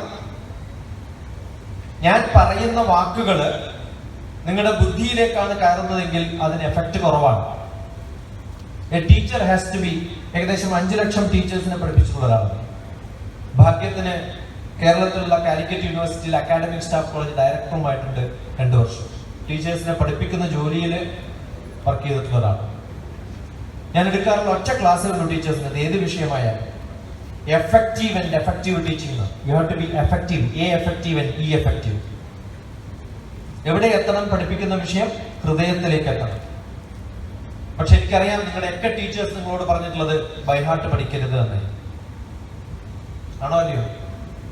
അല്ലേ? ഞാൻ എൻ്റെ കുട്ടികളോട് പറയാറുള്ളത് ലേൺ ബൈ ഹാർട്ട് എന്നാണ്. മനസ്സിൽ ആക്കി പഠിക്കാൻ. അതാണ് ഞാൻ പറഞ്ഞ മലയാളം ഇംഗ്ലീഷും തമ്മിലുള്ള വ്യത്യാസം. നമ്മൾ മക്കളോട് പറയും മനസ്സിലാക്കി പഠിക്കണം, പക്ഷെ ഇംഗ്ലീഷ് പറയുമ്പോൾ എന്ത് പറയും? ബൈഹാർട്ട് പഠിക്കരുത്. അതുകൊണ്ട് നിർത്തി പറയാ ലേൺ ബൈ ഹാർട്ട്. മനസ്സിൽ നിന്ന് മനസ്സിലേക്ക് പോകുമ്പോഴാണ് അക്കാഡമിക്സ് നന്നാവുന്നത്. എനിക്കറിയാം പലരും എക്സാമിനേഷൻ പോയിന്റ് ഓഫ് വ്യൂവിലേക്ക് മാത്രം പഠിച്ച് നല്ല മാർക്ക് മേടിച്ചിട്ടുള്ള കുറേ പേര് നമുക്കറിയാം. അതേ സമയത്ത് എക്സാമിനേഷന് പുല്ല് വില പോലും കൽപ്പിക്കാതെ പഠിക്കാൻ മാത്രം താല്പര്യമുള്ള ഒരു തലമുറയിൽ ഉണ്ടായിരുന്ന ഒരാളാണ് ഞങ്ങളൊക്കെ. അതുകൊണ്ട് തന്നെ അടുത്ത കാലത്ത് എനിക്ക് ഏറ്റവും സന്തോഷകരമായ ഒരു അവസ്ഥ ഉണ്ടായിരുന്നത് A+ന് 37 കുട്ടികൾ പരീക്ഷ എഴുതി. 37 കുട്ടികൾക്കും A+ കിട്ടിയ ഒരു സ്കൂളിൽ എല്ലാവർക്കും സർട്ടിഫിക്കറ്റ് കൊടുക്കാൻ എന്നെ വിളിച്ചപ്പോഴാണ്. 37 students, all of them got A+ in all subjects. അതിനേക്കാളും സന്തോഷം ഉണ്ടായിരുന്നത് അതേ സ്കൂൾ പണ്ട് പഠിച്ച ഒരാളാണ്. അങ്ങനെ എനിക്ക് എല്ലാ വിഷയത്തിലും A+ കിട്ടില്ല, അന്ന് A+ അല്ല 60% പോകും, അന്ന് അത്രയും വേണ്ടി. അത് കിട്ടില്ല എന്ന് അറിഞ്ഞതുകൊണ്ട് ആ സ്കൂളിൽ നിന്നും പുറത്താക്കിയതാണ്. പക്ഷെ ആ വിളിച്ചവർക്ക് അറിയില്ലായിരുന്നു എന്നെ പണ്ട് സ്കൂളിൽ നിന്നും പുറത്താക്കിയതാണ്. 8ാം ക്ലാസ്സിൽ പഠിക്കുന്ന സമയത്ത് ഏറ്റവും മോശം സ്റ്റുഡന്റ്, അന്ന് 37 ഇല്ല, അന്ന് 27 സ്റ്റുഡൻസ്. അതിൽ കൃത്യമായിട്ട് ഒരാൾക്കും ഞാൻ വിട്ടുകൊടുക്കാതെ സൂക്ഷിച്ചു വെച്ച ഒരു റാങ്ക് ഉണ്ട്. എല്ലാ പരീക്ഷയിലും 27ാമത്തെ റാങ്കായിരുന്നു എനിക്ക്, 27 കുട്ടികൾ. അതേ സ്കൂളിൽ ടീച്ചേഴ്സിന് ക്ലാസ് എടുക്കാനും അതേ സ്കൂളിൽ എല്ലാ വിഷയത്തിലും A+ കിട്ടിയ കുട്ടികൾക്ക് സമ്മാനം കൊടുക്കാനും എന്നെ വിളിച്ചപ്പോൾ എനിക്ക് അഹങ്കാരം നന്നായിട്ടുണ്ടായിരുന്നു. ഒന്നുകൊണ്ട് മാത്രമാണ്, KC വേണുഗോപാൽ പറഞ്ഞതുപോലെ, അവര് തെറ്റിയിട്ടില്ല. എന്റെ ടീച്ചേഴ്സ് വിചാരിച്ചത് സത്യമാണ്. എനിക്ക് A+ കിട്ടിയിട്ടില്ല എന്ന് മാത്രമല്ല, 52% മാർക്കാണ് 10ാം ക്ലാസ്, 54% +2. ഇന്ത്യയിലുള്ള സയന്റിസ്റ്റുകളിൽ ഏറ്റവും മാർക്കില്ലാത്ത സയന്റിസ്റ്റ് ഞാനായിരുന്നു. പക്ഷെ അത് കഴിഞ്ഞൊരു വാശി ഉണ്ടായിരുന്നു, ഞാൻ തിരിച്ച് നന്നായി പഠിക്കണം. അന്ന് ഈ ഹരികിഷോർ സാറിന്റെ അച്ഛന്റെ വീട് ഞാൻ സന്ദർശിക്കുമായിരുന്നു. ചെറിയ വീടാണ്, വാടക വീട്. എന്റെ വീട് കുറച്ചും കൂടി വലുതായിരുന്നു. എന്റെ ഏട്ടനും അതേ കോളേജിൽ പ്രൊഫസറായിരുന്നു, സുവോളജി പ്രൊഫസർ. അദ്ദേഹം സംസ്കൃതം പ്രൊഫസറാണ്. ഞാൻ സംസ്കൃതം അല്ല പഠിച്ചത്, പക്ഷെ എനിക്ക് സംസ്കൃതത്തിൽ താല്പര്യമുള്ളത് കൊണ്ട് ഇടയ്ക്ക് വൈകുന്നേരം പോയി സാറിന്റെ അടുത്തിരിക്കും. അദ്ദേഹത്തിന്റെ കയറിയിരിക്കുന്ന ചെറിയ റൂമിൽ ഒരു പ്ലാസ്റ്റിക് ചെയറുണ്ട്. ആ ചെയറിന്റെ തൊട്ടടുത്താണ് ഡൈനിങ് ഹാൾ. ഡൈനിങ് ഹാൾ എന്നൊന്നും പറയാൻ വയ്യ, ചെറിയൊരു ടേബിളും 3 ചെയറും. അതിനിടയിൽ ഒരു ചെറിയൊരു പാർട്ടീഷൻ വാളുണ്ട്. പണ്ട് തട്ടി എന്നൊക്കെ പറയുന്നത്, കാർഡ്ബോർഡിന്റെ പാർട്ടീഷൻ വാൾ. ആ പാർട്ടീഷൻ വാളിന്റെ മുകളിൽ പേപ്പർ ഒട്ടിച്ചു വെച്ചിട്ടുണ്ട്. ന്യൂസ് പേപ്പർ വരുന്നത് കട്ട് ചെയ്ത് ഇന്റർനാഷണൽ ന്യൂസ്, നാഷണൽ ന്യൂസ് എന്നൊക്കെ പറഞ്ഞ് കട്ട് ചെയ്ത് കൊടുക്കും. അത് വായിച്ചിട്ടാണ് ഹരികിഷോർ IAS ആയതെന്ന് ഞാൻ പറയാം. ന്യൂസ് പേപ്പർ കട്ട് ചെയ്ത് സെഗ്രിഗേറ്റ് ചെയ്ത് വായിച്ചിട്ടുണ്ട്, പാർട്ടീഷൻ ചെയ്തിട്ട് ഏതാണ് ഇന്റർനാഷണൽ ന്യൂസ്, ഏതാണ് നാഷണൽ ന്യൂസ്. ഞാനിപ്പോ എന്റെ കുട്ടികളെ IASന് ട്രെയിൻ ചെയ്യുന്ന ഹൈദരാബാദിൽ എനിക്ക് കുറെ കുട്ടികളുണ്ട്. കേരളത്തിൽ പലയിടങ്ങളിലായിട്ട് കുറെ IAS കുട്ടികളുണ്ട്. എന്റെ വീട്ടിൽ ഒരു 10-200 വർഷം പഴക്കമുള്ളൊരു വീടുണ്ട്, കണ്ണൂരാണ്. അവിടേക്ക് കുറെ കുട്ടികൾ, ഇന്നലെ ഒരു ക്യാമ്പ് അവസാനിച്ചതേ ഉള്ളൂ. 10-35 കുട്ടികളുടെ താമസ സൗകര്യമുള്ള ഒരു സ്ഥലം. ഇപ്പൊ ഒരു ക്യാമ്പ് കഴിഞ്ഞത് ഏകദേശം ഒരു 12-15 രാജ്യങ്ങളിൽ നിന്നുള്ള കുട്ടികൾ വന്ന് താമസിച്ചിട്ട് ഒരു 7 ദിവസത്തെ ക്യാമ്പ്. അവരോടൊക്കെ പറയാറുള്ള ഒരു എക്സാമ്പിൾ ആണ് ഹരികിഷോർ. കാരണം അങ്ങനെ ന്യൂസ് പേപ്പർ വായിച്ചു തുടങ്ങിയിട്ടുള്ള കുട്ടിക്കാലമാണ്. ഇന്ന് രേഷ്മ കായംകുളത്ത് നിന്ന് വന്ന കുട്ടി,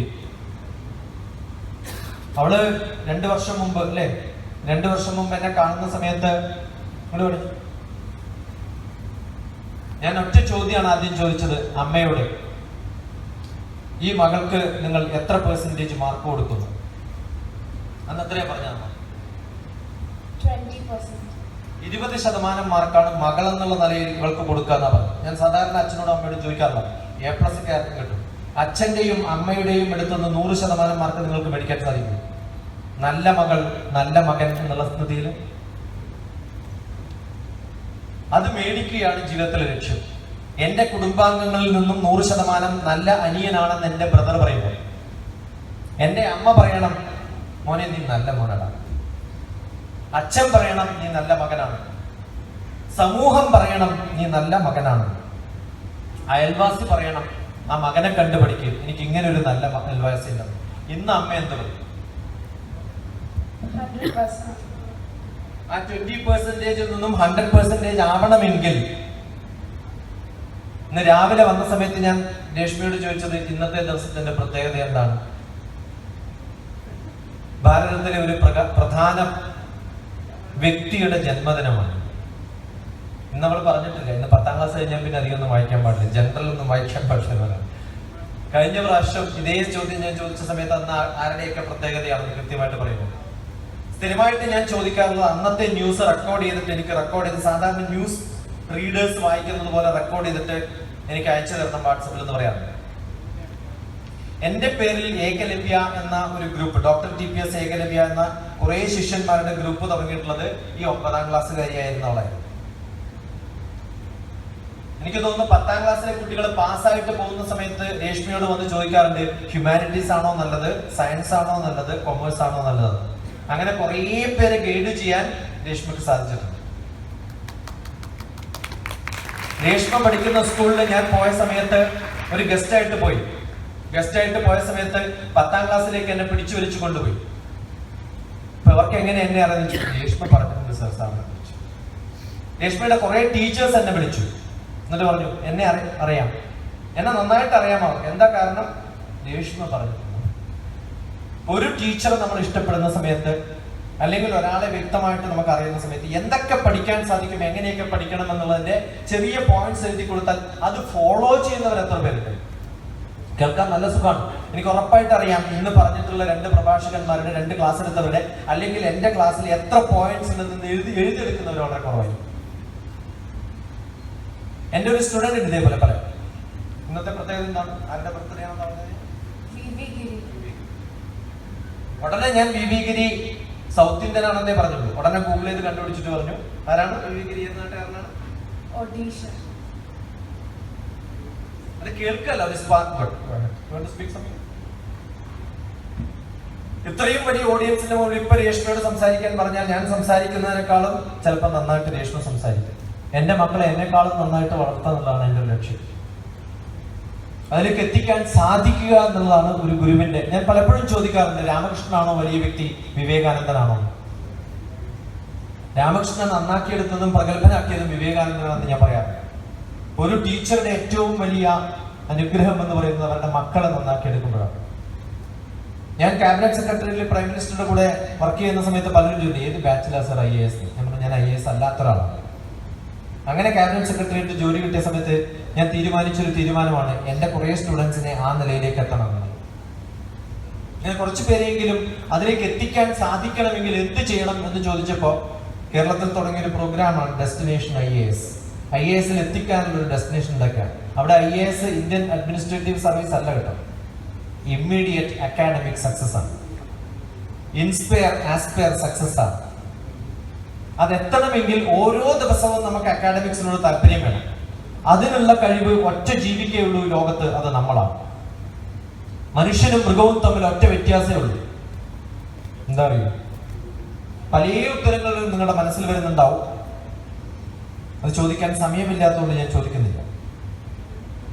ആഹാര നിദ്ര ഭയ മൈഥുനാനി സമാനി ചൈതാനി നൃണാം പശൂനാം. ആഹാരം, നിദ്ര, ഭയം, മൈഥുനം, ഇതൊക്കെ തുല്യാണ് മൃഗങ്ങൾക്കും മനുഷ്യനും. ജ്ഞാനം നരാണാം അധികോ വിശേഷോ ജ്ഞാനേഭിഹീന പശുഭി സമാന.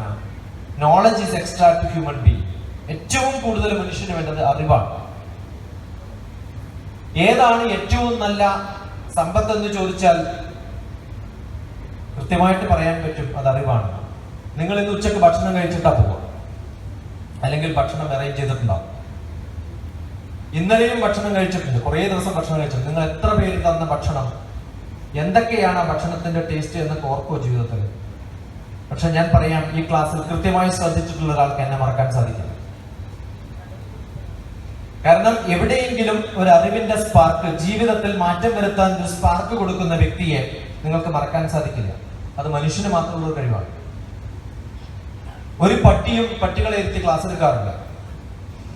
ആകെ മനുഷ്യന് മാത്രമേ മനുഷ്യന്മാർക്ക് ബാക്കിയുള്ളവരുടെ അനുഭവങ്ങളിൽ നിന്നുള്ള പഠനം സ്വായത്തമാക്കി അവനവന്റെ ജീവിതത്തിലേക്ക് അർപ്പിക്കാൻ സാധിക്കുന്ന ഒരു കഴിവ് മനുഷ്യന് മാത്രമേ ഉള്ളൂ. എന്റെ ജീവിതത്തിലെ ഏറ്റവും വലിയ ഭാഗ്യം എനിക്ക് കുറെ നല്ല ഗുരുക്കന്മാരെ കിട്ടിയെന്നുള്ളതാണ്.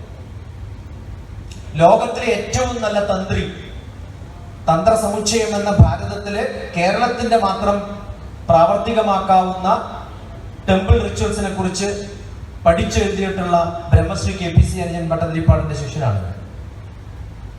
ലോകത്തിൽ ഹിമാലയൻ മെഡിറ്റേഷന്റെ ട്രഡീഷനാണ് ഏറ്റവും നല്ല ട്രഡീഷൻ. അവിടുത്തെ സ്വാമി വേദഭാരതിയുടെ, സ്വാമി രാമയുടെ ശിഷ്യനാണ് ഞാൻ.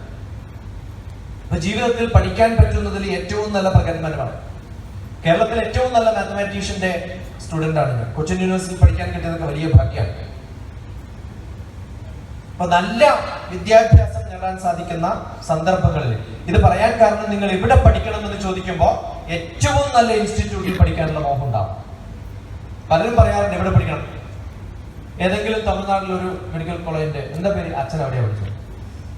പണ്ട് കാലത്ത് ഏതെങ്കിലും ഒരാൾ പഠിച്ചു എന്ന് പറഞ്ഞത് കൊണ്ടല്ല, നിങ്ങളൊക്കെ എയിം ചെയ്യേണ്ടത് ലോകത്തിലെ ഏറ്റവും നല്ല medical college, all India institute of medical college.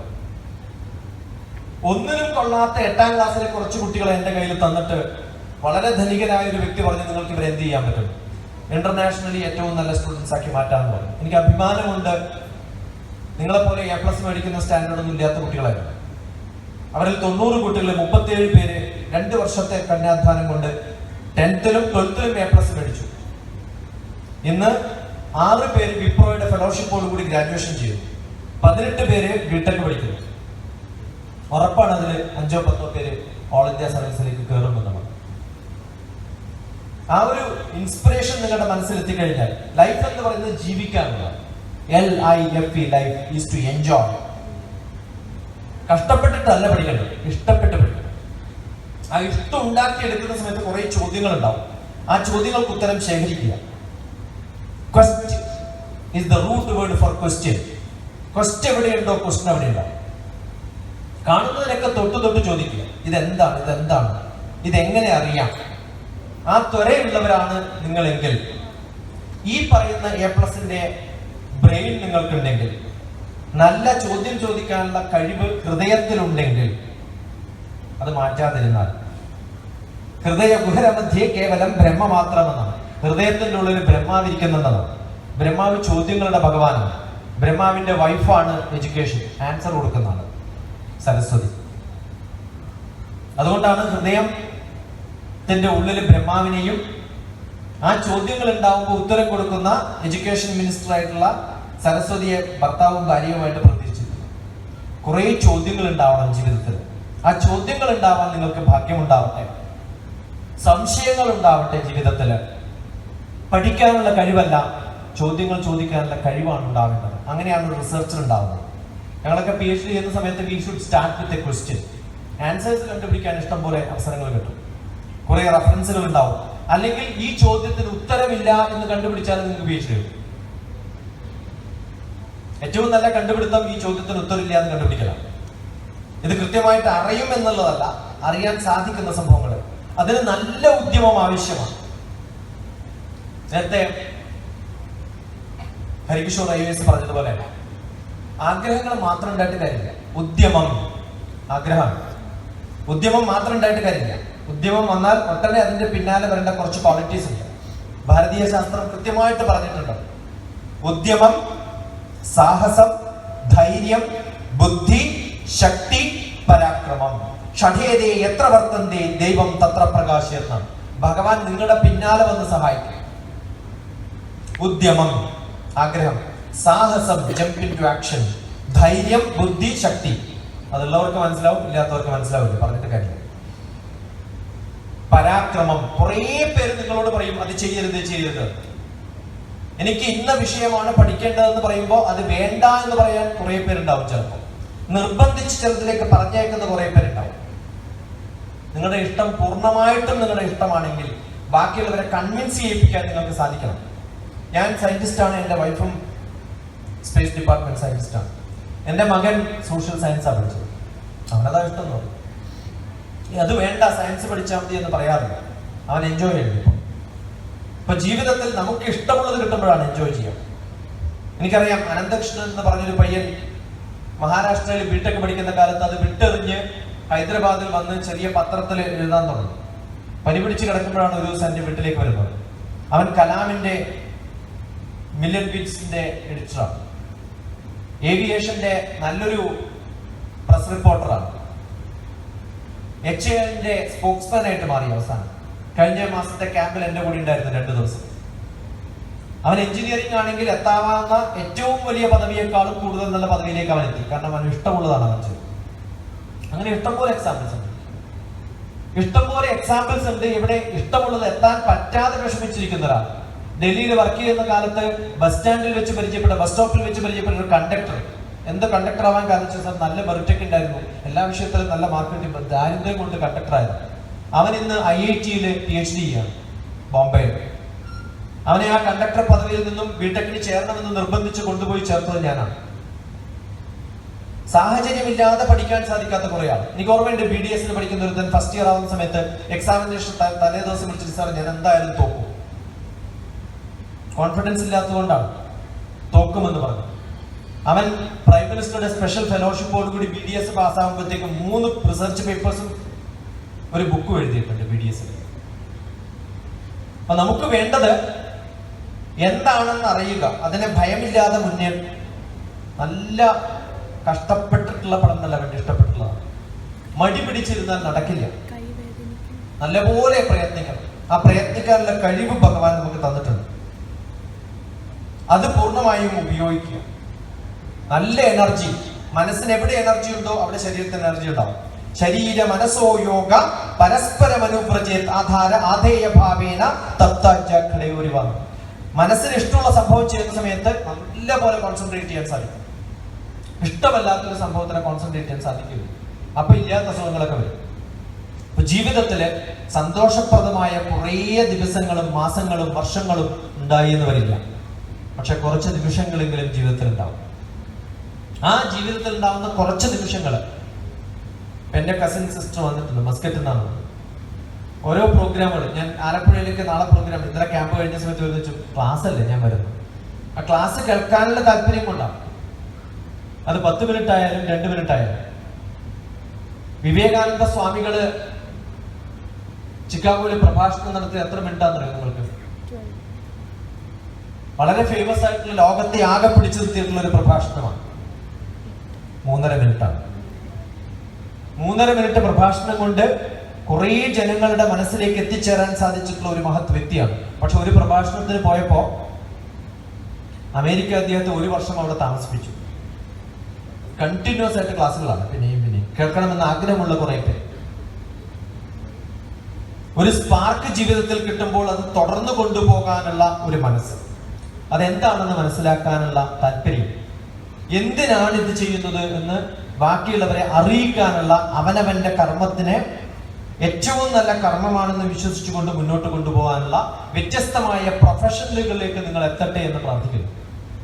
അത് സോഷ്യൽ സയൻസ് ആയാലും ലിംഗ്വിസ്റ്റിക്സ് ആയാലും ലാംഗ്വേജ് ആയാലും ഇതെല്ലാത്തിലും നമുക്ക് താല്പര്യം ഉണ്ടാവുകയും ഒരു പ്രൊഫഷനിൽ നിങ്ങൾ മാസ്റ്റർ ആവുകയും ചെയ്യണം. ഒരു വിഷയത്തെ വെറുത്തുകൊണ്ട് വേറൊരു വിഷയത്തെ ഇഷ്ടപ്പെടുകയല്ല ചെയ്യുന്നത്. നല്ല ഒരു ട്രാവലർ ഒരു സ്ഥലത്തെ മാത്രം ഇഷ്ടപ്പെടുന്ന ഒരാളല്ല. നല്ല ഒരു ഭക്ഷണം കഴിക്കുന്ന ഫുഡി ഒരു ഭക്ഷണം മാത്രം ഇഷ്ടപ്പെടുന്ന ഒരാളല്ല. അതുപോലെ നല്ല ഒരു മ്യൂസിഷ്യൻ ഒരു രാഗം മാത്രം ഇഷ്ടപ്പെടുന്ന ഒരാളല്ല. അതുകൊണ്ട് വ്യത്യസ്തമായ വിഷയങ്ങളിൽ നിങ്ങൾക്ക് താല്പര്യമുണ്ടാവട്ടെ, പക്ഷെ ഒരു വിഷയത്തിലെങ്കിലും നിങ്ങൾ മാസ്റ്റർ ആവട്ടെ എന്ന് പ്രാർത്ഥിക്കുക. അത് റിസർച്ചിലായാലും നല്ല പ്രൊഫഷണലായാലും നല്ല റിപ്പോർട്ടിങ്ങിലും എഴുത്തിലും ഒക്കെ ആയാലും ജീവിതത്തിലായാലും വ്യത്യസ്തമായ തുറകളിലേക്ക് നിങ്ങൾക്ക് ഏറ്റവും നല്ല പദവിയിലെത്താനുള്ള എല്ലാ ഭാവുകങ്ങളും നേർന്നുകൊണ്ട് ഈ പ്രോഗ്രാമിന് വിളിക്കുകയും ഈ ഒരു അവസരം തരികയും ചെയ്തിട്ടുള്ളതിൽ വളരെ വളരെ സന്തോഷമുണ്ട്. ഇനി ഒരു 15 മിനിറ്റ് കൂടി എനിക്ക് സമയമുണ്ട്. ഇനി ഞാൻ എന്തെങ്കിലും സംസാരിക്കണമെങ്കിൽ നിങ്ങളിൽ ആരെങ്കിലും കുറച്ച് ചോദ്യങ്ങൾ ചോദിക്കണം.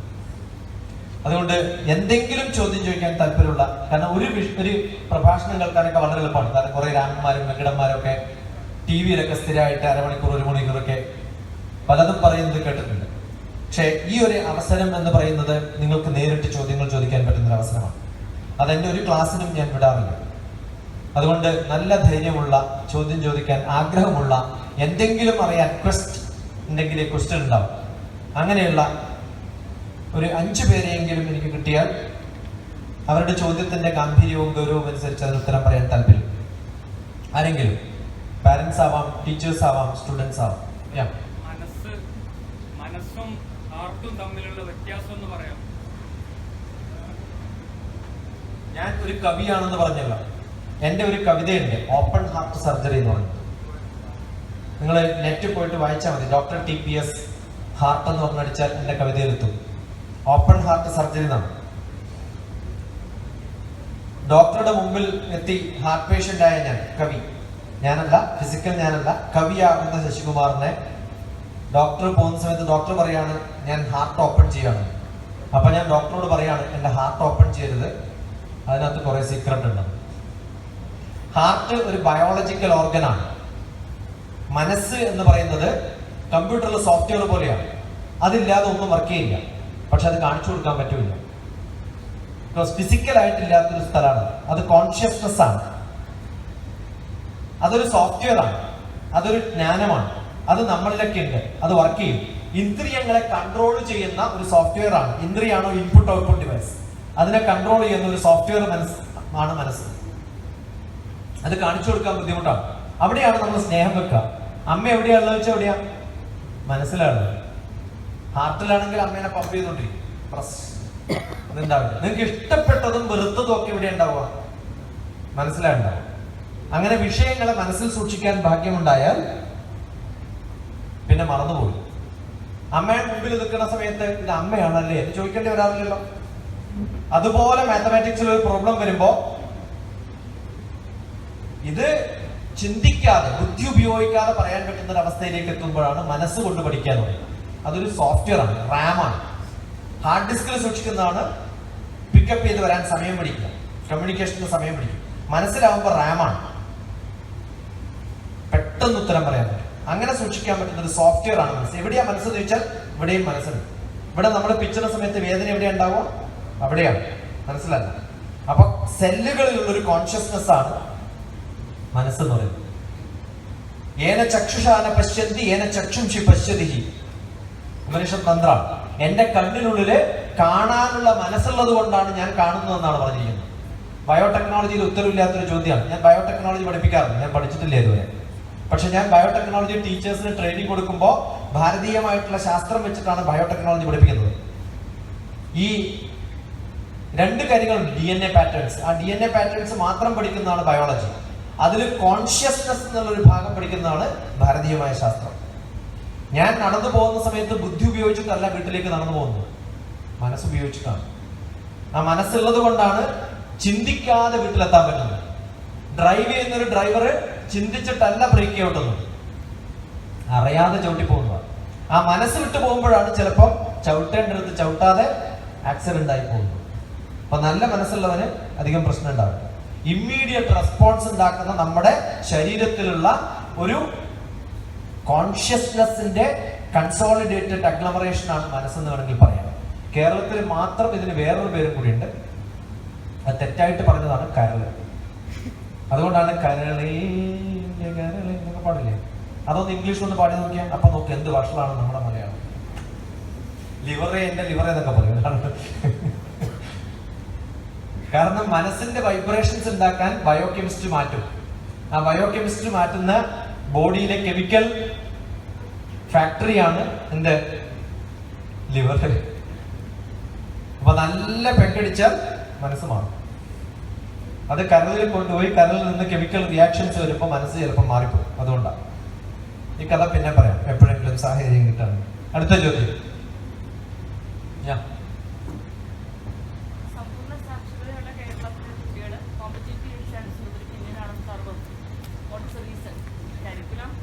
ഹരികിഷോർ IAS പറഞ്ഞ കണക്കിൽ കുറച്ച് തെറ്റുകളുണ്ട്. IIT-യിൽ 0.04% ആണ് ഇന്ത്യയിൽ നിന്ന് കേരളത്തിൽ നിന്ന് പോയിട്ടുള്ളത് 0.04%. 0.002% ആണ് കേരളത്തില് 10ാം ക്ലാസ് കഴിഞ്ഞിട്ട് PG-യിലെത്തുന്നത്. അതിന്റെ 1 out of 700 ആണ് എത്തുന്നതിൽ PhD ചെയ്യുന്നത്. എന്തുകൊണ്ടാ വെച്ചാൽ ഇവിടെ പെട്ടെന്ന് സെറ്റിലാവും. വലിയ വലിയ മോഹങ്ങൾ കുറവാണ്. പെട്ടെന്നൊരു ജോലി കിട്ടണം, വീട്ടിനടുത്ത് കിട്ടണം. ഇപ്പൊ ഒരാള് അടുത്ത കാലത്ത് പെരുമ്പാവൂരിൽ നിന്ന് വിളിച്ചിട്ട് സാർ എനിക്ക് ആർമിയിൽ ചേരാണെന്ന് ആഗ്രഹം. അപ്പൊ ഞാൻ പറഞ്ഞു എനിക്ക് നല്ല പ്രസൻസ് ഓഫ് മൈൻഡും ഡാറ്റ അനാലിസിസും നല്ല വൊക്കാബുലറിയും നല്ല ഇംഗ്ലീഷും ഒക്കെ വേണം മോനെ. മാത്തമാറ്റിക്സ് ചെയ്തിട്ട് കാര്യമില്ല, ഫാസ്റ്റ് ആയിട്ട് ചെയ്യണം. അതിന് കഴിവുണ്ടാവണമെങ്കിൽ ഒരു ക്യാമ്പുണ്ട്, അടുത്ത ക്യാമ്പ് കണ്ണൂരാണ് വേണ്ടത്. കണ്ണൂരാ ക്യാമ്പ്? പെരുമ്പാവൂർ ഭാഗത്ത് എവിടെയെങ്കിലും ഉണ്ടോ? അടുത്ത ചോദ്യമാണ്. അപ്പൊ ഞാൻ പറഞ്ഞത് എനിക്ക് എന്ത് ചെയ്യണം എന്നാ പറഞ്ഞത്? ആർമിയിൽ ചേർന്ന്. ഒരു കാര്യം ചെയ്യാം, ആർമിയുടെ ബറ്റാലിയൻ പെരുമ്പാവൂർ തുടങ്ങുമ്പോൾ തനിക്ക് ആർമി ചേരാം. നമുക്കെല്ലാം വീട്ടിന് അടുത്ത് വേണം. കുറച്ച് ട്രാവൽ ചെയ്യാൻ പറഞ്ഞു കഴിഞ്ഞാൽ, ഇപ്പൊ രേഷ്മ എന്നോട് ചോദിച്ചു, എന്റെ ക്യാമ്പിൽ വരുന്നത് കണ്ണൂരല്ലേ സാർ? അമ്മ പറഞ്ഞതാ കണ്ണൂരല്ലേ? അപ്പൊ അത് നടക്കില്ല. കണ്ണൂര് മഹാ പേടിയുള്ള സ്ഥലമാണ് പലരും, ആണല്ലോ. കണ്ണൂരുകാരൻ നല്ലവരാണ്. എന്റെ ഗുരു പറയാറില്ല കേരളത്തിന്റെ പ്രത്യേകത പറയുന്നത്, ഇത് നമ്മളെ ട്രാവൽ ചെയ്യാൻ തയ്യാറാണ്. അതില്ല, നമുക്ക് എങ്ങനെയെങ്കിലും കുറച്ച് കാശുണ്ടാക്കി ചോദിച്ചു. എനിക്ക് തോന്നാറുണ്ട്, ഞാൻ PhD ചെയ്തത് ബാംഗ്ലൂർ ആയതുകൊണ്ടാണ് ഞാൻ രക്ഷപ്പെട്ടതെന്ന് തോന്നാറുണ്ട്. കൊച്ചിൻ യൂണിവേഴ്സിറ്റിയിൽ എന്റെ കൂടെ പഠിച്ച പലരും PhD ചെയ്തത് അതേ കോളേജിൽ MSc ഉണ്ടെങ്കിൽ നമ്മൾ അവിടെ ചേരും. നല്ലൊരു കോളേജിലേക്ക് പോകാൻ നമ്മൾ തയ്യാറല്ല. പണ്ട് പോയിരുന്നു പലരും കൽക്കട്ടയിലേക്ക് ടൈപ്പിസ്റ്റിന്റെ ജോലിയൊക്കെ. ഇപ്പൊ പഠിക്കാൻ പോകുന്ന സമയത്ത് നമ്മൾ ആദ്യം നോക്കിയ ഏറ്റവും അടുത്ത കോളേജ്, അത് വിട്ട് നിങ്ങൾ നല്ല കോളേജുകളിലേക്ക് പോകും. വായനാശീലം നല്ലപോലെ ഇല്ല. ഏറ്റവും കൂടുതൽ എനിക്ക് തോന്നുന്നു TV കാണുന്നവര് കേരളത്തിലാണ്. ഇലക്ട്രിസിറ്റി ഉണ്ടോ എന്ന് അറിയുന്നത് തന്നെ TV ഓൺ ആണോ നോക്കിയിട്ടാണ്. അതിലുള്ള പ്രോഗ്രാമുകൾ നോക്കിയാലോ, ഹൈലി മോട്ടിവേറ്റിംഗ് അക്കാഡമിക്സ് ആയിട്ടുള്ള പ്രോഗ്രാംസ് കാണാനേ ഇല്ല. ഹൈലി നെഗറ്റീവ് ആയിട്ടുള്ള പ്രോഗ്രാംസ് കാണുന്നത്. പെട്ടെന്ന് കാശുണ്ടാക്കാനുള്ള കുറെ പ്രോഗ്രാമുകൾ, അതൊക്കെയാണ്. നല്ല എഡ്യൂക്കേഷണൽ ബാക്ക്ഗ്രൗണ്ട് ഉണ്ടാവണം എന്ന് തോന്നുന്ന കുറച്ച് പേരുണ്ട്. അതുകൊണ്ടാണ് നല്ല കോളേജുകളൊന്നും ഇല്ലാത്തത്. നല്ല കോളേജ് എന്ന് പറയാൻ കേരളത്തിൽ കോളേജ് ഇല്ല, നല്ല സ്കൂൾസ് എന്ന് പറയാനില്ല. അടുത്ത കാലത്ത് ഞാൻ ഇറ്റാനഗർ ഒക്കെ ക്ലാസ് എടുക്കാൻ പോകാറുണ്ട്. ഹിമാചൽ പ്രദേശിലൊക്കെ, അരുണാചൽ പ്രദേശ്, ഹിമാചൽ പ്രദേശിലൊക്കെ ക്ലാസ് എടുക്കാൻ പോകുന്ന സമയത്ത് അവിടെ ഒന്നുമില്ല നല്ല കോളേജസ്. എന്നിട്ട് നല്ല കോളേജ് എന്ന് പറഞ്ഞൊരു സ്ഥലത്ത് കൊണ്ടിട്ടു കേരളത്തിൽ. ഒരു വർഷത്തിനുള്ളിൽ അവർ വിട്ടുപോയി, കാരണം മാഷന്മാർ മലയാളത്തിലാണ് class. Language skill is very poor in Kerala. Technical skill is good, but language skill is bad. ഈ ലാംഗ്വേജ് സ്കിൽ മോശമായത് കൊണ്ട് അവർ ഹയർ എഡ്യൂക്കേഷനിലേക്ക് എത്തുമ്പോഴത്തേക്കും ഫെയിലിയർ ആവും. അതേസമയത്ത് ഞാൻ ഹൈദരാബാദിലാണ്. ഹൈദരാബാദിലെ കുട്ടികള് ഒരു എഞ്ചിനീയറിംഗ് കോളേജിൽ 40% കുട്ടികൾ എബ്രോഡിൽ മാസ്റ്റേഴ്സിന് പോയിട്ടുള്ളവരുണ്ട്. കാരണം വെറും ടെക്നിക്കൽ നോളജ് പോരാ, അവർക്ക് IELTS എക്സാം വേണം, പണ്ടാണെങ്കിൽ TOEFL വേണം. ഇംഗ്ലീഷ് ലാംഗ്വേജ് നല്ലപോലെ അറിഞ്ഞാലേ അവർക്ക് എബ്രോഡ് സ്റ്റഡീസിന് പോകാൻ പറ്റുള്ളൂ. നമ്മുടെ കേരളത്തിന്റെ ഒരു കുഴപ്പം എന്താണ്? Language skill is less. Second one, പബ്ലിക്കായിട്ട് സംസാരിക്കാനും. ഇപ്പം കേരളത്തിൽ മാത്രമുള്ള ഒരു പ്രത്യേകത ഞാൻ പറയാം. ഞാൻ ഡിപ്പാർട്ട്മെന്റ് ഓഫ് സ്പേസിൽ വർക്ക് ചെയ്യുന്ന സമയത്ത് പല ഇന്റർവ്യൂ ചെയ്യുമ്പോൾ ആൾക്കാർ എന്തെങ്കിലും ചോദ്യം ചോദിച്ചാൽ ഞാൻ പറയാം, അപ്പോയിന്റ്മെന്റ് ഞങ്ങൾ കൊടുക്കാറില്ല, ഡിസപ്പോയിന്റ്മെന്റ് കൊടുക്കാറുള്ളൂ. കാരണം ചോദ്യം നിങ്ങൾ ആലോചിച്ച് നോക്കാം, നമുക്ക് ഒരു ചോദ്യം ചോദിക്കുന്ന സമയത്ത് ഉത്തരം പറയുമ്പോൾ ഇങ്ങനെയാണ് ഉത്തരം പറയുക. മാനേഴ്സ് ഇല്ല, സംസാരിക്കാൻ അറിയില്ല, നേരിട്ട് പ്രസന്റ് ചെയ്യാൻ അറിയില്ല. ഇത് മാറ്റിയെടുത്താൽ എനിക്ക് തോന്നുന്നു ഏറ്റവും നല്ല ബ്രില്യന്റ് ആയിട്ടുള്ള കുട്ടികളായിരിക്കും. അതിനുള്ള ശ്രമം ഉണ്ടാക്കണം, അതുണ്ടാവണം. ആന്ധ്രയിൽ നിന്നാണ് ഏറ്റവും കൂടുതൽ ആൾക്കാർ IIT-യിൽ പോകുന്നത്. ഹൈദരാബാദിൽ നിന്നാണ് ഏറ്റവും കൂടുതൽ. കോട്ടയിലാണ് ഏറ്റവും കൂടുതൽ കോച്ചിങ് സെന്റേഴ്സ് ഉള്ളത്. ഇവിടെ കോച്ചിങ് സെന്റേഴ്സ് ഉണ്ട്, പക്ഷെ ടീച്ചേഴ്സ് നല്ലവരില്ല. അതുകൊണ്ട് 2 ലക്ഷം പേരിൽ ചിലപ്പം 20 പേർക്ക് കിട്ടുന്നുണ്ടാവും, അത്രേ ഉള്ളൂ. കേരളത്തിൽ ഇന്ന് 100-ലധികം ഓൾ ഇന്ത്യ സർവീസുകാരെ വേണം നമുക്ക്. വേക്കൻസി കിടക്കണം. ഹൈദരാബാദിൽ 140 വേക്കൻസിയാണ്. Number of vacancies in Kerala is 170. അതിൽ 70 പേരേ ഉള്ളൂ. അതിലുള്ളവരുടെ എണ്ണം എടുത്ത് നോക്കൂ, കേരളത്തിൽ നിന്ന് വെളിയിൽ കുറെ പേരുണ്ട്. അടുത്ത കുറച്ചു കാലം കഴിയുമ്പോഴത്തേക്കും ബീഹാറുകാരായിരിക്കും ഓൾ ഇന്ത്യ സർവീസിൽ മിക്കവാറും ഉണ്ടാവും. അപ്പൊ അത് മാറ്റിയെടുക്കണമെങ്കിൽ ഹയർ എംബിഷൻ വേണം, നല്ല ക്ഷമയും വേണം. അതിൽ ഇമ്മീഡിയറ്റ് ആയിട്ട് സെറ്റിൽ ചെയ്യാനുള്ള തോന്നൽ മാറുക. പിന്നെ കുറെ ഫിനാൻഷ്യലി റിച്ച് ആയിട്ടുള്ളവരാ മലയാളികൾ. മക്കൾ പണിയെടുത്തില്ലെങ്കിലും അച്ഛന്മാർ കുറെ സമ്പാദിച്ചു വെച്ചിട്ടുണ്ട്. അതുകൊണ്ട് തൽക്കാലം ഒരു ജോലിയൊക്കെ കിട്ടി സുഖമായിട്ട് വീട്ടിൽ നിന്ന് പോയിട്ട് വരാൻ പറ്റുന്ന ഒരു ജോലി. ആ തോന്നൽ മാറി നല്ലപോലെ പഠിക്കാനും നല്ലപോലെ ശ്രമിക്കാനും താല്പര്യമുള്ളവരാണെങ്കിൽ അവർക്ക് ഇഷ്ടംപോലെ വേക്കൻസികളും അതിനുള്ള സാഹചര്യമുള്ള ബുദ്ധിയുമുള്ളവരാണ് മലയാളികൾ. അതുണ്ടാവട്ടെ എന്ന് പ്രാർത്ഥിക്കുന്നു.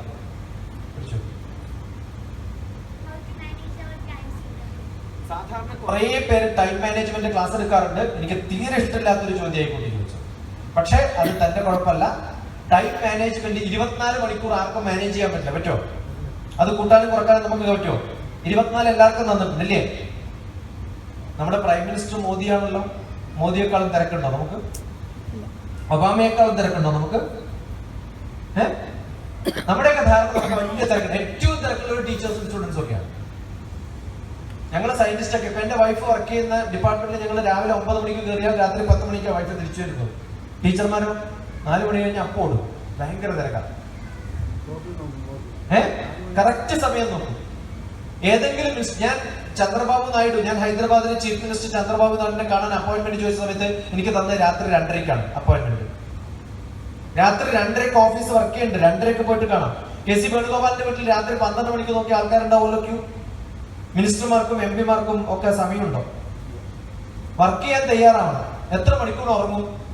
സുഖമായിട്ട് ഉറങ്ങും. ജീവിതത്തിൽ 60 വയസ്സ് വരെ ജീവിക്കുന്ന വ്യക്തി 8 മണിക്കൂർ ഉറങ്ങുകയാണെങ്കിൽ 24 മണിക്കൂറിൽ 1/3 ഭാഗം ഉറങ്ങാണ്. 20 വർഷം ഉറങ്ങാണെന്ന് ആലോചിച്ച് നോക്കണം.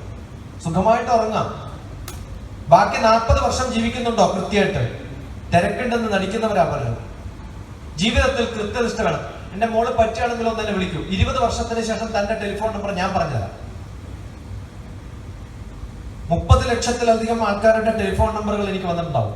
അതില് ഓരോ നമ്പർ വന്നാലും അത് ശേഖരിച്ച് സൂക്ഷിച്ചു വെച്ചിട്ട് ഞാൻ തിരിച്ചു വിളിക്കും അവരാവശ്യത്തിന് എത്തുന്ന സമയത്ത്. ഒരു ദിവസം ആവറേജ് 1000 വാട്സപ്പ് മെസ്സേജ് അയക്കുന്ന ആളാണ്. സമയം ഇഷ്ടംപോലുള്ള ഒരാളാണ്. 24 മണിക്കൂർ എനിക്കുണ്ട്. ഇന്ന് വരുന്ന സമയത്ത് ശരത്ത് എനിക്ക് മെസ്സേജ് അയച്ചാൽ രാത്രി 12 മണിക്കാണ്. അപ്പൊ തന്നെ മറുപടി അയക്കാണ്ടിരുന്നത് അദ്ദേഹത്തെ ഉപദ്രവിക്കേണ്ട വെച്ചിട്ടാണ്. അപ്പൊ ഇഷ്ടംപോലെ സമയമുണ്ട് നമുക്ക്. നമ്മൾ അത്തരം സമയമുള്ള ആൾക്കാരെ കണ്ടിട്ടുണ്ട് ഞാൻ, വായിക്കുകയും പഠിക്കുകയും ഒക്കെ ചെയ്യുന്നവരെ. കൂടുതൽ ഉറങ്ങേണ്ട ആവശ്യമൊന്നുമില്ല. ഈ ആരോഗ്യത്തിന് ഒരു കുഴപ്പമില്ലാണ്ട് ഇരിക്കുന്നത് ആവറേജ് 3 മണിക്കൂർ ഉറങ്ങിയിട്ടാണ് കഴിഞ്ഞ 30 വർഷമായിട്ട്. നിങ്ങൾ വിചാരം കുറെ ഉറങ്ങിയാലാണ് ആരോഗ്യം ഉണ്ടാവുന്നത്? അല്ല, മനസ്സിലാവേണ്ട പറഞ്ഞത്. സമയം എന്ന് പറയുന്ന 24 മണിക്കൂർ നമ്മൾ എങ്ങനെ ഫില്ല് ചെയ്യണം? വലിയൊരു പാത്രം എടുക്കാം. ആ പാത്രത്തിൽ വലിയ കുറച്ച് സ്റ്റോൺസ് ഇട്ട് വെക്കാം. എത്ര? ആ പാത്രത്തിൽ കൊള്ളുന്ന അത്രയും വലിയ കല്ലുകൾ ഇട്ട് വെക്കാം. അതിനിടയിൽ സ്ഥലമുണ്ടോ? ചെറിയ കല്ലുകൾ ഇടാൻ കുറെ സ്ഥലം കിട്ടും, കിട്ടില്ലേ? കുറച്ച് ചെറിയ കല്ലുകൾ ഇട്ട് വെക്കാം. ഫുൾ പാത്രം ഫുള്ളായി. ഇനിയും സ്ഥലമുണ്ടോ? അതിലും ചെറിയ കല്ലുകൾ ഇട്ട് നോക്കൂ. അപ്പോഴും അതിനിടയിലേക്ക് പോകും, ഇല്ലേ? കഴിഞ്ഞോ സ്ഥലം? കുറച്ച് പൂഴി ഇട്ട് നോക്കുക അതിനിടയിൽ. എന്നിട്ട് ഒന്ന് ഷെയ്ക്ക് ചെയ്ത് നോക്ക്.